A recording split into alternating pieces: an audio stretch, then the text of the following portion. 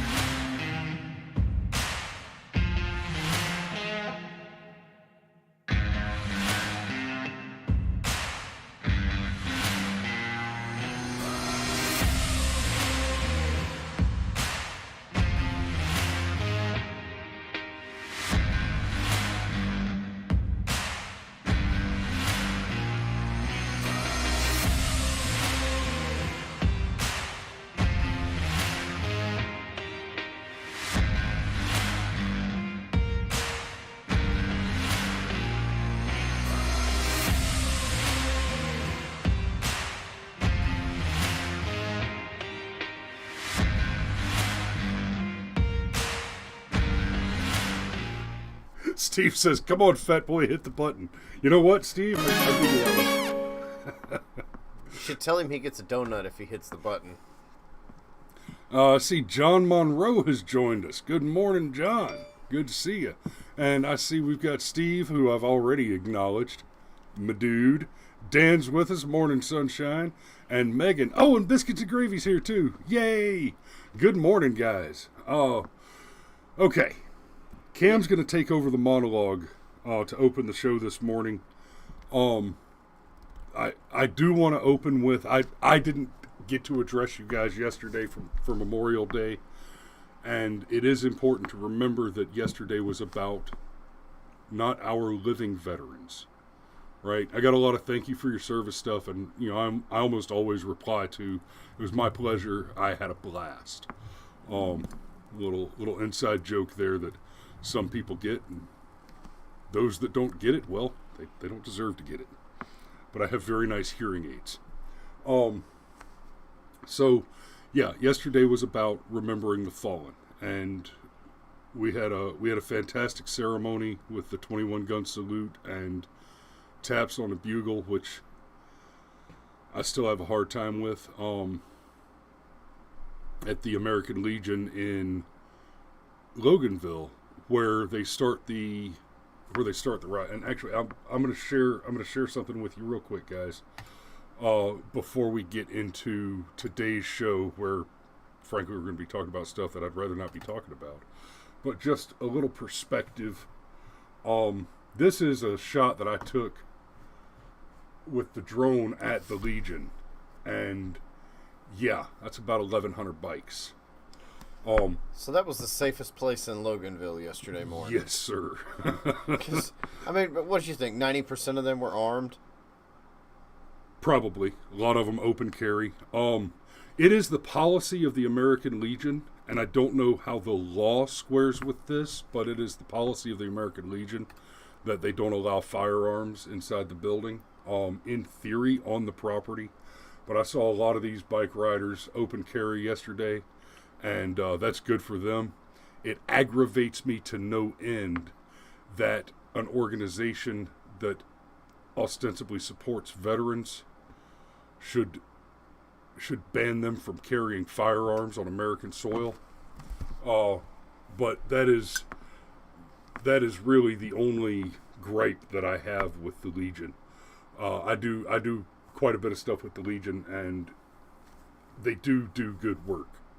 But I wanted to show you all this picture. This ride has been going on for 24 years. They do it every year for Memorial Day. And the first year, they had 47 bikes. That's like right here. And at the rate that the thing is growing, you can see, I mean, it wrapped all the way around the building, and all the parking is over here in the adjacent parking lot, which is not the Legion. That is, it's an RV dealership right next door. So, but yeah, that's where I was yesterday. Had a pretty good show, and there was a colonel there, retired colonel there, who gave us a bit of a presentation, and he said that he didn't get any sleep last night. Well, night before last, it was, he had a late night, and it was that some woman called him and said, "I need you to help, or these people are gonna die." It's okay. So it's apparently there, 93, 94-year-old Korean war vet and his wife, who is no, I'm sorry, the wife was 91 and the vet himself was 96 or 97, but they're old. Neither of them exactly up to get up and fix an AC, and fixed income, $1,100 a month between the two of them on Social Security, and their AC was down. Their AC went out, and there's just nothing they could do about it. And the colonel said, so I made a phone call, and he said, "Let me make a phone call. I'll get back to you." And about 6 or 7 of those down the line, found a veteran-owned AC business in the area that went and took care of the old vet. And when they were done replacing the guy's AC, he said, "Sir, your debt has been paid free of charge." So that's the kind of stuff that we do as veterans to help one another out, and it's humbling. So this morning we're going to be talking about the Uvalde shooting a bit more. This is one where any time there's a tragedy like this, anytime some nut job goes off and does some madness, we want to wait for some information to come out. And there are strengths and weaknesses to that tactical decision. The principal weakness is, guys, the left doesn't care. They don't like children. They're actively working to prevent your children from being interested in breeding. And then, if your children grow up to be healthy, to have healthy sexual lives, which is to say that they engage in a monogamous relationship for the purpose of producing a family, the left is actively seeking to abort those children. And make no mistake, the call is not for women to have the choice. Women who don't get abortions are being shamed. Right? We've got celebrities saying, "I wish I had had an abortion." I'm like, bitch, you have kids. Did it ever occur to you that they might hear that? But the fact of the matter is that by waiting for more information to come out, the left gets to tell a story. They get to spin a narrative. And that narrative is always, always, always, in these cases, gun control. First and foremost, their first reaction is, if a criminal commits crimes with a firearm, then the thing that needs to be done is that people who are not criminals should not be allowed to have firearms. And we point it out every time. You cannot disarm criminals with laws. The only way you can eliminate criminality is to eliminate criminals. And the Uvalde police have shown us quite clearly that government is not in the business of eliminating criminals. A big part of the business that the government is in is prosecuting, processing, and confiscating property from criminals. Every time a new law is suggested, you need to view it with the skepticism that you should view every police officer now. That the point to the law is not to prohibit an activity. The point to the law is to create another avenue of revenue generation. Control. It's not even control. It's revenue generation. It's some of both. And that's a thing that Papa Sheepdog talked about a lot, about how the number one thing you could do to reform police is to stop making them miniature tax collectors. Like, that's the thing that he talked about a lot. That's why people resent the cops, because they can hand you a magic piece of paper that costs you $150, and if you don't pay that $150, you go to jail. Right? It is what it is. However, and Steve said something. The former VP told us that 9mm removes the lung from the body. I've actually sent Chris a clip of the very thing that you're referencing. We're probably going to cover that on Firearms Friday. I think I've already got it pulled up, but we'll barely touch it today, I'm sure. But that's not the direction we're going to go with this. Let me say something that might radically.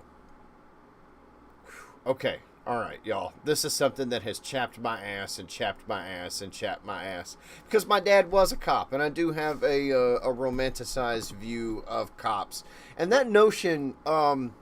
Good Lord, it's like the world is trying to shatter it. It's a thing that you guys don't see, but I typically try and be the white pill among us and our friends and everybody. And it doesn't always work, but I try and have a generally positive attitude, and I try and have a reasonably positive attitude. I'm not trying to be Pollyannish. And then something like this happens in Uvalde, and I mean, you want to talk about something that shakes you to your core, okay? Can we look at the thing? This thing? This thing. This Yes, thing. please. Yes, I have this thing for you. Yeah. So, Kyle Rittenhouse wouldn't have waited an hour to do something. And, you know, I had the rant a few weeks ago when the Kyle Rittenhouse verdict came out. I said, you know what, no more am I going to question what Kyle Rittenhouse did. So everybody's like, well, it wasn't wise for him to be there. Maybe it wasn't a good idea for him to be there. And actually, you know, it turns out if you look at it from strictly logical analysis, it is freaking fantastic that Kyle Rittenhouse was there. The world is now light a couple of child molesters because of it. I mean, it just is what it is. And so, what is it about this situation in Texas? Well, it's actually pretty simple, because there was utter failure on every level. Okay? If this is the kind of thing you get from the cops, fine. I'm with the left. Defund the police. If you cannot save the lives of children, you are worthless. You are less than worthless. You are anti-worth. Okay? You detract from the things that you are supposed to be contributing to, okay? Because let's just be clear about a couple of things. This kid started out by shooting his grandma in the face, crashes his truck into a ditch, is outside the school for several minutes, throws rounds at a business across the street from the school, a funeral home, okay? Throws rounds across the street at a funeral home, ends up going in through a door that for some reason some administrator that some teacher or administrator or whatever left propped open. Okay, so that was actually a failure on the part of the school. Fair enough. But then everybody's got a cell phone these days. They're calling 911. They're giving them intel about the shooter. All of this is happening, and apparently the cops enter the building relatively quickly, but they don't breach the one door that they're pretty darn sure that the shooter is hiding behind. And why are they sure that the shooter is behind this door? Well, because there's glass panes in these doors and they can see in and out of. And there's also students calling 911 saying, we're pretty sure he's in this classroom over there. And you can hear the gunshots going on. You can hear the children screaming for help. These cops stood there and listened to these babies being murdered. Okay? Now, fine, you don't know what you're going to do in a firefight until it actually happens. Nobody does. Fair enough. But here's the other part of that. There's parents. And I guarantee you that parents know what they're going to do in a firefight. They might be piss your pants scared. But if it's them or their babies, well, you're going to pee your pants and you're going to rescue your babies. And there's a reason why I bring that up. There were parents trying to go inside the building to rescue their children because these losers of police officers couldn't. It wasn't enough of a motivation to realize that children were being murdered right in front of them. Oh, but you know what they had the manpower to do? They had the manpower to cuff parents and to pepper spray parents and to tase parents that were trying to rescue their own fucking children. Okay? There's one cop that did the right thing in this situation, and it was the one that was off duty that got a text from his wife who worked at the school that said, hey, there's an active shooter. Can you help? So this one cop grew a sack, took a shotgun down there, and rescued his wife. So yeah, maybe we should defund the police. Now, let me tell you what is what I find most alarming about this going forward. It is not just our faith that has been shaken in the police. The faith of this nation in law enforcement has been shaken dramatically over the last 10 years. Because remember, when we're talking about law enforcement generally, we're talking about law enforcement generally. We saw hoax after hoax, investigation, Russiagate, Ukrainegate, etc., perpetrated on Donald Trump, and we now know without hesitation, without a doubt, right? This is now proved that the FBI knew that the information was false and decided to go forward with a politically motivated investigation funded and ordered by the Democrat National Committee and Hillary Clinton campaign. And Cameron talked a little bit yesterday about how Pelosi's husband just had a DUI, and he will face no significant consequences as a result of it. Rules for thee and not for me. They have a certain immunity to criminal wrongdoing. And the police, we have seen in recent years, the police generally, we have seen just not just marked incompetence. What the Uvalde situation appears to be on the face of it is marked incompetence. But we've seen absolute gross corruption. We mentioned this last week a bit. Throughout the Summer of Love, there were several dozen murders committed by BLM activists with no consequences. Billions of dollars in arson. Arson and property damage. And when we say arson and property damage, understand we're not just talking about Black Lives Matter activists who, by the way, are by and large white liberals, burning down black-owned businesses in black communities, but actually firebombing federal buildings, courthouses, police departments. And the police did nothing about it. They stood down, and in many cases actually defended the protesters from counter-protesters, with up to and including actual violence. Now, then you look at the other things that we've seen out of law enforcement over the last decade and change, right? Go back and look at the Zimmerman situation, right? George Zimmerman was released at the scene because what he had done was obviously self-defense. The same thing happened with the McMichaels. They were released at the scene because what happened there was obviously self-defense at the scene, right? But then they got dragged into court by a political system that is hell-bent on actively bending the knee to ethno-supremacist activists. That would be BLM, right? In both of those cases, in the Zimmerman case, you had one that was basically right in the White House. You had Eric Holder, Obama's wingman, fired the prosecutor that said this is self-defense, and brought in somebody who said, hey, will you hang this guy for me? Oh yeah, I'll hang this guy for you. Cool. Now you get to be the most powerful person in this branch, in this location. Have fun, right?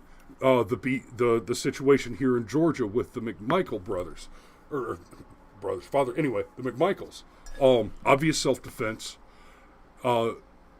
Several prosecutors came to that conclusion and then were terrorized by lynch mobs, by BLM lynch mobs, until they found one that would do the deed, and then Kemp got involved and sent the GBI to effect the arrest because the police in the area had not made the politically useful choice.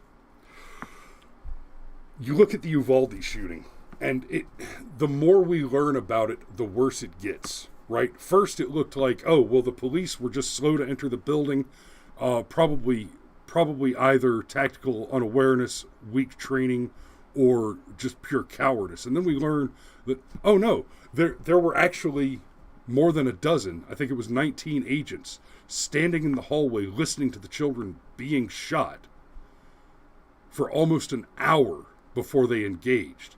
And then the more we learn, the special border patrol unit that actually finally eliminated the gunner was prevented by the police from entering the building for nearly an hour after they arrived to deal with that situation. Were you tracking on that one yet? They were held outside the building. Parents trying to go into the building were detained. Were handcuffed. I should have let the parents go in the building. Man, well, no. So hold on a minute. Go ahead. It makes perfect sense that you're going to keep the parents from entering the building. Kind of like a firefighter saying this building's on fire. We're the professionals. We're going to handle this. Except that you're not. If you're not going to do your job, and your job is to protect my children, then I will do your job for you. Now, here's what should terrify us. As the faith in the law enforcement is shaken and we look back at the Uvalde situation, the next time there is a situation like this, if the police do not resolve it immediately, civilians will attack them. And the civilians that will attack them will be in the mindset where they understand that at Uvalde, my child died because the police used a taser to prevent me or someone's child died because the police used a taser to prevent them from being able to go and save their child from a gunman that the police themselves refused to protect. And a parent at another school system that sees the police stopping parents from going into the school after the shooter's been in there killing children for an hour is going to say, I have no choice.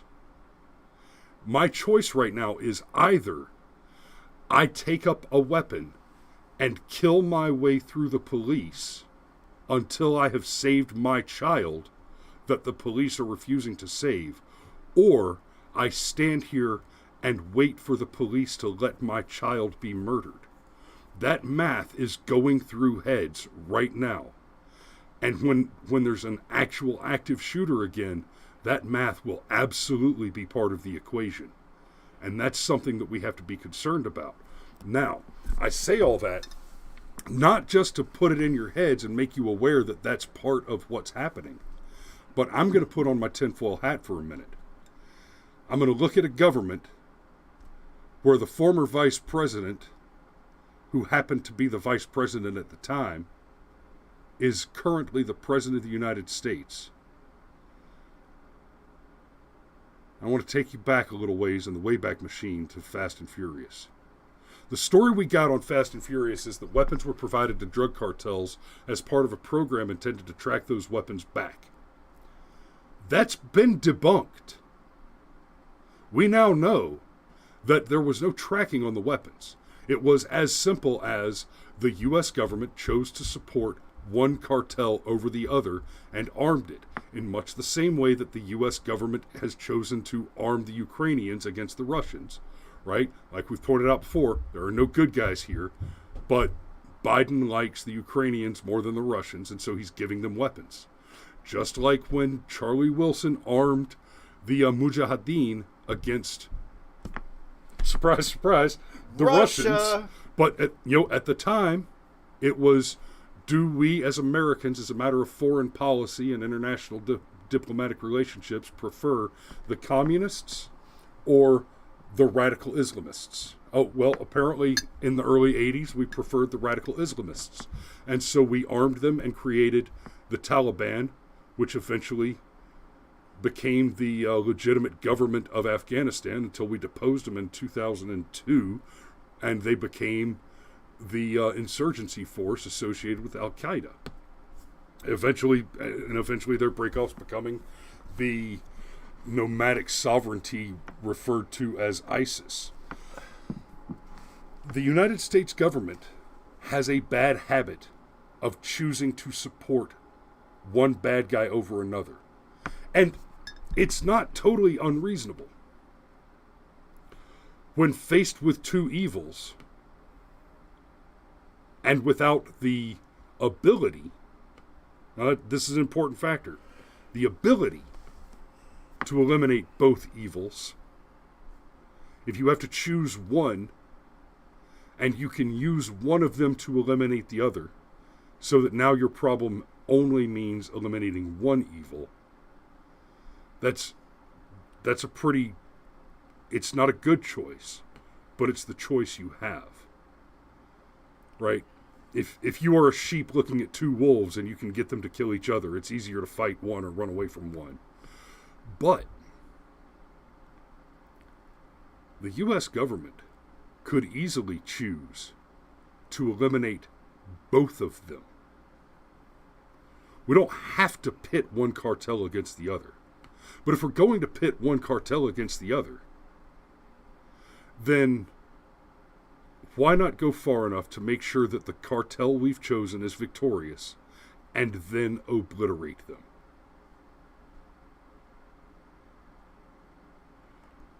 I mean, I think the answer is, because at this point, we have enough evidence to know that when we pick sides, there's always blowback from it. Wasn't it Patton who said at the end of World War II, we should go ahead and just march on Moscow, Yes. otherwise we're going to be dealing with these sumbitches for years? Yep. Because we picked Stalin over Hitler in that conflict, and it was the right choice. I think history bears that out, but at the same time, God, there was some blowback from it. But,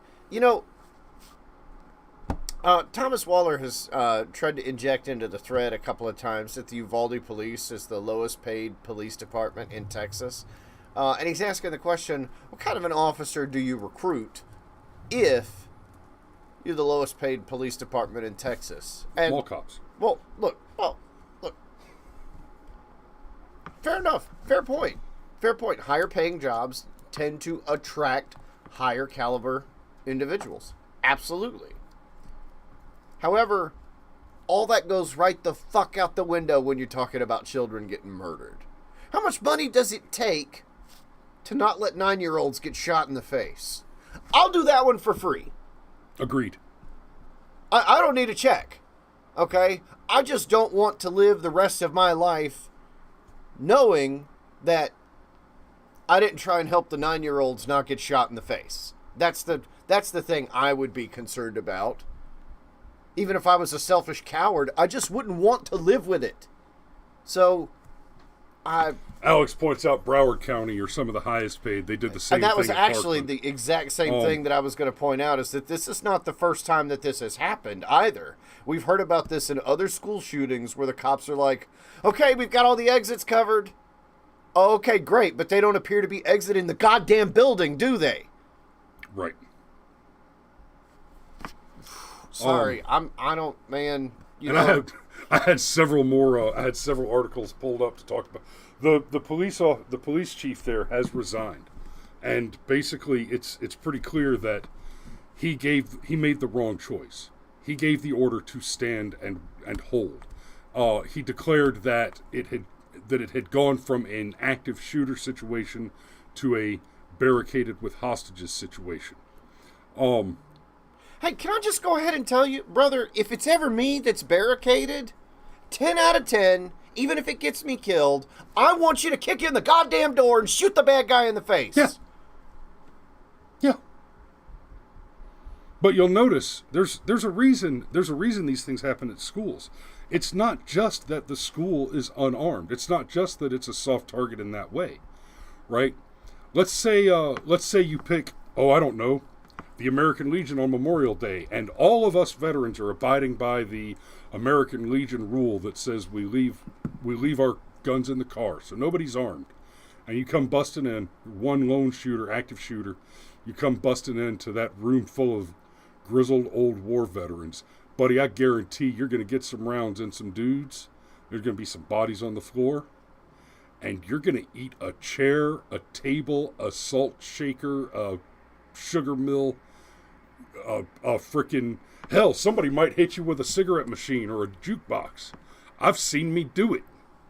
And I'm not saying, I'm not just tooting my own horn about being a badass here. I'm saying, that's a room full of grown-ass men who will show enough, they'll break off a broom handle and stab you with it, right? They'll pick up a folding chair and go WWF on you, right? They'll throw their cup of hot coffee in your face.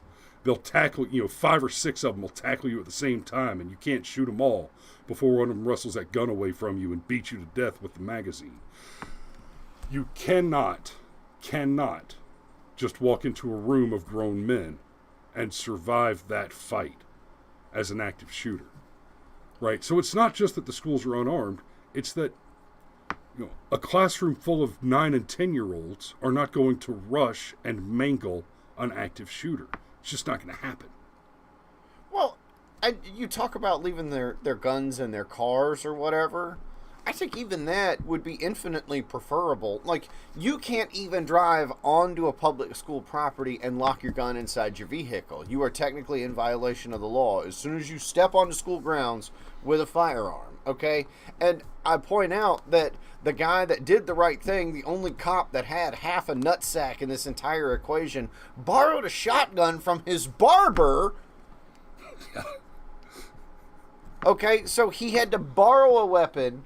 And as soon as you could bring force against the threat was eliminated. And Alex points out Democrats don't want to use it because they need these things to happen. That's my theory. And that's something I wanted to touch. We're over this morning, but they're not going to solve the problem because they don't want to solve the problem. They want the issue. More importantly, I want to see the voting record for this police chief that ordered the men to stand down.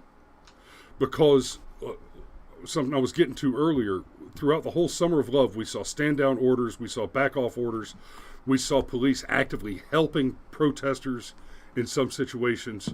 The police exacerbated the problems in those cities where it was politically useful to see the protesters protesting more and more. All the while, Democrat politicians were not only demanding more violence, calling for the violence to be extended, but actively funding the commission of the violence, actively supporting it. Kamala Harris, for example, actively spending personal money to pay for the bail of these violent protesters, right? Who were charged with things up to and including murder. Let me remind you. None of them charged with domestic terrorism, by the way. But the things they did, like with the various autonomous zones, of which, by the way, you heard about the Chaz. That's the one that made it into the news. There were dozens of these autonomous zones around the country. That is what insurrection looks like. That is what terrorism looks like. I want to see the voting record of this Uvalde police chief. I would be shocked if he wasn't a consistent Democrat voter. Because I want to know what color panties he wears. It is incredibly convenient to the Democrat for the pain to go on.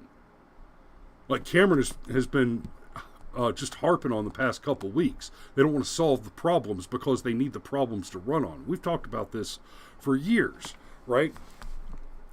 It's not just that they don't want to solve the problems. The Democrat wants a massacre. The Democrat wants an active shooter to be as bad as it can possibly be. What a Democrat sees, right? We look at Uvalde and we see bad cops did bad work and failed to take out a bad guy. Now, the bad guy is where the guilt and the blame falls first and foremost. We see 19 dead kids as a result of police misconduct and inaction and inadequacy. A Democrat sees 19 late-term abortions and an incredibly convenient political poster. And that's about all I've got this morning before I get too far down the anger hole and have to go to work. Yeah, actually, I have a lot more, but I also need to prepare for work. So, like, it's there's more. Like, we could do a 3-hour show on this one because, I mean, again, like, seriously, if this is what you get, defund the police. Fuck them. Like, what good are you if you can't rescue children?